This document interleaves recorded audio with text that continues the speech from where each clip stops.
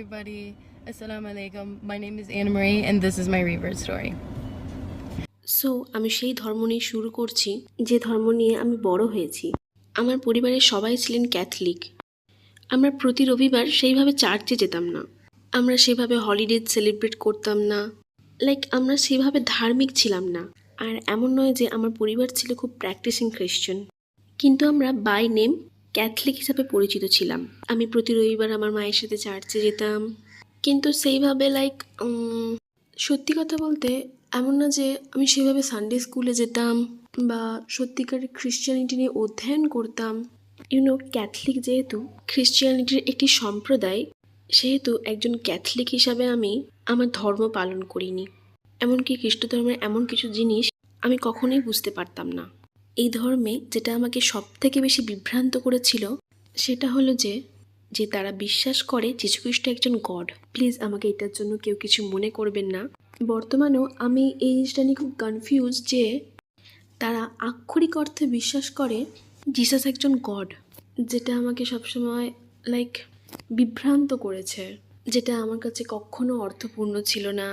এমনকি আমি বাইবেল সম্বন্ধে যা কিছু শুনেছি বা জেনেছি সেটা সবসময় আমাকে বিভ্রান্তই করেছে। এমনকি দুঃখের বিষয় যে আমি যখন ছোট ছিলাম আমি এ ব্যাপারে কিছু মানুষের কাছ থেকে জানতে চেয়েছিলাম, কিন্তু তারা কেউই আমাকে আমার মনের মতো উত্তর দিতে পারেনি। বা এমন হতে পারে আমি ছোট ছিলাম বলে তারা আমার প্রশ্নের উত্তর দেয়নি। কিন্তু আমার পরিবার তা সত্ত্বেও ক্যাথলিক ধর্মেই বিশ্বাসী ছিল। কিন্তু আমি অজ্ঞেয়বাদী হতে শুরু করি। সেই সময়টাতে আমি ভর্তি হয়েছিলাম মিডল স্কুলে, তাই 7 and 8 গ্রেডে এই রিলিজিয়ান কনসেপ্টটা আমার মাথা থেকে ছেটে ফেলেছিলাম। এমনকি প্রথম থেকেই আমি সেরকম ধার্মিক ব্যক্তি ছিলাম না, আমাকে এই জিনিসটা সেভাবে প্রভাবিত করতে পারেনি। আমি কোনো কিছুতেই বিশ্বাসী ছিলাম না, কিন্তু আমি মানতাম যে সেখানে কিছু থাকতে পারে, বাট সেটা কি হতে পারে সেটা নিয়ে 100% নিশ্চিত নই। আর তার মানে এই নয় যে যিনি উপরে আছেন তিনি জিসাস বা জিসাস হলেন গড। কয়েক বছর ধরে আমি আমার চিন্তাভাবনা চালিয়ে যাই। আমি মনে করি প্রতিটা মানুষকেই এরকম কিছু ফেজের মধ্য দিয়ে যেতে হয়েছে যখন তারা মিডল স্কুল বা হাই স্কুলে পড়াশোনা করে। বাট আমি যখন হাই স্কুলে ভর্তি হই তখন আমি পুরোপুরি নাস্তিক ছিলাম, আর আমি কোনো মতে গডে বিশ্বাসী ছিলাম না। আমি তখন কিছু বন্ধুদের দ্বারা প্রভাবিত হয়েছিলাম। এমনকি আমি ধর্ম সম্পর্কে ইন্টারনেটে সার্চও করতাম না, কারণ আমার কাছে এটা পুরোপুরি অর্থহীন মনে হতো। কারণ আমার বড় হয়ে ওঠার সাথে সাথে আমার সাথে কিছু খারাপ ঘটনা ঘটেছে, তাই এটা এমন একটা বড় জিনিস যেটা আমাকে পুরোপুরি ধর্ম থেকে অন্যদিকে ঠেলে দিয়েছে। আমার শুধু মনে হতো যে কেন আমার সাথে এইসব জিনিসগুলো ঘটছে, আর কেনই বা এইসব জিনিস ঘটবে যদি সত্যিকারেরই গড বলে কিছু এক্সিস্ট করে। এটা সবসময় আমার মাথায় ঘুরপাক খেত। কেন আমাকে সমস্যার মুখোমুখি হতে হবে যদি সেখানে কেউ আমাদের জন্য এত ভালোবাসা এবং যত্ন করে? তো কেন আমাদের তা সত্ত্বেও এইসব সমস্যার সম্মুখীন হতে হবে? যাই হোক, আমি নাস্তিক হিসাবে আমার জীবন কাটিয়েছি প্রায় 2 বছর। বাট আমি যখন হাই স্কুলে যাওয়া শুরু করি সেখানে আমার অনেক বন্ধু হয়, তারা ছিল ভিন্ন ভিন্ন সংস্কৃতির আর ভিন্ন ভিন্ন ধর্মের। এটা আমার ভালোই লাগতো যে আমি ভিন্ন সংস্কৃতির মানুষের সাথে মেলামেশা করতে পারতাম। এমনকি যারা পুরোপুরি ধার্মিক ছিল তাদেরকে নিয়েও আমার খুব একটা সমস্যা ছিল না। আর এখন সত্যি কথা বলতে এটাই আমাকে অন্যান্য ধর্ম সম্পর্কে জানতে উদ্বুদ্ধ করেছে। আর যেই মানুষগুলো আমার জীবনে গুরুত্বপূর্ণ ভূমিকা পালন করেছে, যাদের সাথে আমি মেলামেশা করতাম, তাদের মধ্যে কিছুজন ছিল হিন্দু, কিছুজন ছিল শিখ এবং কিছু মুসলিম মানুষ আমার জীবনে আসে। আর প্রথম যে মুসলিম ব্যক্তির সাথে আমার পরিচয় হয় তিনি এখনও আমার লাইফের একজন গুরুত্বপূর্ণ ব্যক্তি। আমি জানি না কেন তখন তাকে আমি খুব ভয় পেতাম। আমি জানি না কেন আমার মাথায় যে প্রশ্নগুলো ঘোরাফেরা করতো সেগুলো আমি তাকে ইজিলি জিজ্ঞাসা করতে পারতাম না। কারণ আমি যে ধরনের পরিবারে বড় হয়ে উঠেছি তারাও এমনকি এই ব্যাপারটা নিয়ে খুব ভীতু ছিল, কারণ তারাও খুব সহজেই ইনফ্লুয়েসড হয়েছিল মিডিয়ার দ্বারা বা নিউজের মাধ্যমে। তাই আমিও সেভাবে তাদেরকে চিনতাম না, বুঝতাম না। তারা যেহেতু অন্য ধর্মের ছিল, আমি একবার তাদের ফেসবুকে দেখেছিলাম যে তারা আল্লাহকে বিশ্বাস করে। তাই আমি তাকে একবার সাহস করে প্রশ্ন করেছিলাম যে আপনি আমাকে আক্রমণ করতে আসবেন না তো? আর আমি সেদিন খুব অস্বস্তির মধ্যে পড়েছিলাম। আমি ভেবেছিলাম ওনার হয়তো আমার প্রতি খুব খারাপ ধারণা তৈরি হচ্ছে। আর তারপর থেকে আমরা আরও অনেক কথা বলতে শুরু করি এবং আমার ধীরে ধীরে পৃথিবীর আরও অনেক মুসলিম ব্যক্তির সাথে আমার বন্ধুত্ব হয়। আমি জানতাম না যে এটা ভালো জিনিস না খারাপ জিনিস, বাট আমি সব ধর্মের ব্যক্তিদের সাথে মেলামেশা করতে শুরু করি। সেটা শুধুমাত্র স্কুলে নয়, ইন্টারনেটেও। আর তারপর থেকেই সমস্ত ধর্ম সম্পর্কে অধ্যয়ন করার প্রতি আমার আগ্রহ জাগে। আমার একজন আন্টি ছিলেন, যিনি এমন নয় যে একজন লুথেরান ব্যাপটিস্ট খ্রিস্টান ছিলেন, তিনি ছিলেন একজন সাধারণ খ্রিস্টান। এমনকি তিনি আমার একজন ভালো আন্টি ছিলেন, কিন্তু তিনি আমার সাথে কিছু তর্ক করছিলেন এবং অন্য ধর্মগুলিকে খারাপ চোখে দেখছিলেন। হ্যাঁ, এটা ঠিক যে আমি সেরকম ধার্মিক না, আমিও কোনো ধর্মে বিশ্বাসী নই। তা সত্ত্বেও আমি তাকে বোঝাই যে তুমি ভুল কথা বলছো। আমার অনেক মুসলিম বন্ধু আছে যারা এরকম আচরণ করে না। আর এই জিনিসগুলো তাকে বোঝাতে আমারও খুব ভালো লাগছিল। আমি এই আর্গুমেন্টটাকে এনজয় করছিলাম। আমি এই ধর্ম সম্পর্কে আরও কিছু জানতে চাইছিলাম। জানি না কেন, আমি শুধু চাইছিলাম এই ধর্ম সম্পর্কে আরও অনেক কিছু জানতে।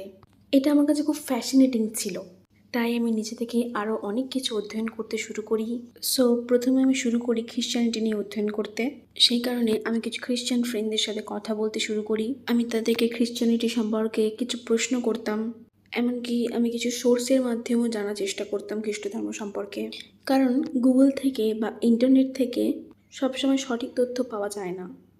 আমি খ্রিশ্চানিটি সম্পর্কে কিছু সঠিক তথ্য জানতে চেয়েছিলাম, যেটা আমার কাজে লাগবে। বাট তখনও পর্যন্ত আমি কনভার্ট হতে চাইনি। আমি তখনও একজন এথিস্ট হিসেবে সুখী ছিলাম। তারপর আমি কিছুটা হিন্দু ধর্ম সম্পর্কে অধ্যয়ন করি, কিছুদিন শিখ ধর্ম সম্পর্কে অধ্যয়ন করি, এবং সবার শেষে আমি আমার মুসলিম বন্ধুদের সাথে কন্ট্যাক্ট করি। আমি তাদেরকে বলতাম আমি ইসলামের বেসিক ধারণা পেতে চাই। আমি তাদেরকে প্রশ্ন করতাম যে মিডিয়া আমাদেরকে যা কিছু বলে সেগুলো কি সবই সত্যি? ভাগ্যবশত আমার সেখানে কিছু বন্ধু ছিল যারা আমার কাছে সবটা এক্সপ্লেন করতো। এমনকি আমি তাদেরকে এটাও বলতাম যে আমাকে কনভার্ট করার চেষ্টা করো না, কারণ at the end of the day এটা আমার উদ্দেশ্য ছিল না। সো তারপর থেকে আমি ইসলাম সম্পর্কে আরও বেশি করে অধ্যয়ন করতে শুরু করি। বিভিন্ন সোর্সের মাধ্যমে আমি ইসলাম সম্পর্কে জানার চেষ্টা করি, যাতে করে সঠিক তথ্য পেতে পারি। আমি আমার অনেক মুসলিম বন্ধুদের সাথে মেলামেশা করতে শুরু করি। আর আমি এটা লক্ষ্য করেছি যে শুধুমাত্র তাদের সাথে মেলামেশা করছি বলে নয়, আমি যতটুকু অন্যান্য সোর্স থেকে জানতে পেরেছি, সেক্ষেত্রে আমি একজন এথিস্ট হিসাবে আমি যেসব জিনিসে বিশ্বাস করি তার সাথে ইসলামের অনেক মিল আছে। আমি শুধুমাত্র কনসেপ্ট অফ গডের কথা বলছি না, এমনকি তাদের লাইফস্টাইল, যেখানে মদ্যপান করা হারাম বা কোনো ড্রাগ জাতীয় বা নেশাদ্রব্য জিনিস গ্রহণ না করা, এবং কিভাবে মানুষের সাথে ব্যবহার করতে হয়, কিভাবে পশুদের সাথে ট্রিট করতে হয়, কিভাবে প্রকৃতির সাথে ট্রিট করতে হয়, যেগুলো অলরেডি আমি আমার জীবনে উপভোগ করছি। আর আমার মনে হতো হ্যাঁ, এরকমটাই হওয়া উচিত। সো তখন আমি বুঝতে পারি যে আমি ইসলামকে ভালোবাসতে শুরু করেছি, এবং আমি অনেক কিছু বলতে শুরু করি। লাইক একজন মুসলিম হিসেবে যা কিছু আমরা বলি, লাইক বিসমিল্লাহ, ইনশাআল্লাহ, মাশাআল্লাহ। এমনকি আমি আমার বন্ধুদের সাথে সাক্ষাৎ করলে তাদেরকে সালাম দিয়ে কথা বলতে শুরু করি, কারণ আমি তখনই প্রথম এই নতুন ওয়ার্ডগুলো শিখছিলাম। আমি বলতে পারি এটা জাস্ট আমার মন ছুঁয়ে গেছিল।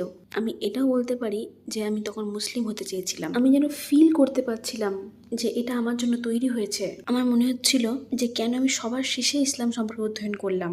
এমনকি ইসলামের সমস্ত ধারণাই আমার কাছে অর্থপূর্ণ মনে হচ্ছিল। আমি আমার গল্পের শুরুতেই বলেছি যে খ্রিশ্চানিটি আমাকে সবসময় বিভ্রান্ত করেছে। এই ধর্মের সমস্ত ধারণাই আমার কাছে অর্থহীন মনে হতো, আর অন্যদিকে ইসলামের সমস্ত ধারণাই আমার কাছে অর্থপূর্ণ মনে হতো।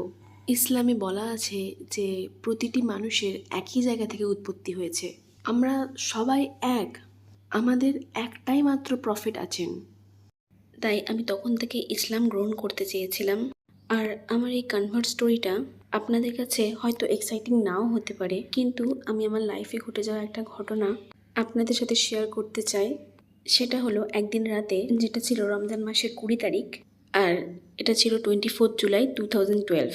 সেই দিন আমি আমার একটা মুসলিম বন্ধুকে টেক্সট করছিলাম যে আমার সাথে একই স্কুলে পড়াশোনা করেছে। আমি তাকে বলি যে আমি মুসলিম হওয়ার জন্য তৈরি, আমি এই রাতেই মসজিদে যেতে চাই।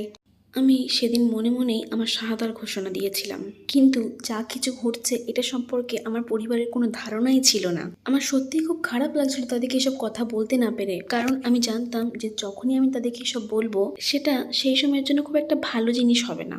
তাই আমি আমার বাড়িতে বলেছিলাম যে আমি কিছু বন্ধুদের সাথে ডিনারে যাচ্ছি। তারপর আমরা সবাই মিলে একটা মসজিদে যাই। এটা ছিল আমার প্রথমবারের জন্য মসজিদে যাওয়া, এবং সেখানকার মানুষগুলো প্রত্যেকেই খুব ভালো ছিল। আমি প্রথমবারের জন্য হিজাব পরেছিলাম। আমি প্রথমবারের জন্য মসজিদে গিয়েছিলাম, তাও আবার রমজান মাস চলাকালীন। আর সেই সময় মসজিদে অনেক মানুষ থাকে, আর ওখানে ঘোরাফেরা করার সময় প্রত্যেকটা মহিলা আমাকে এসে সালাম দিচ্ছে। এই ধরনের অভিজ্ঞতা আমার কাছে প্রথমবার হওয়ায় আমি খুব আনন্দ উপভোগ করছিলাম। তারপর আমরা প্রত্যেকেই ইফতার করতে শুরু করি।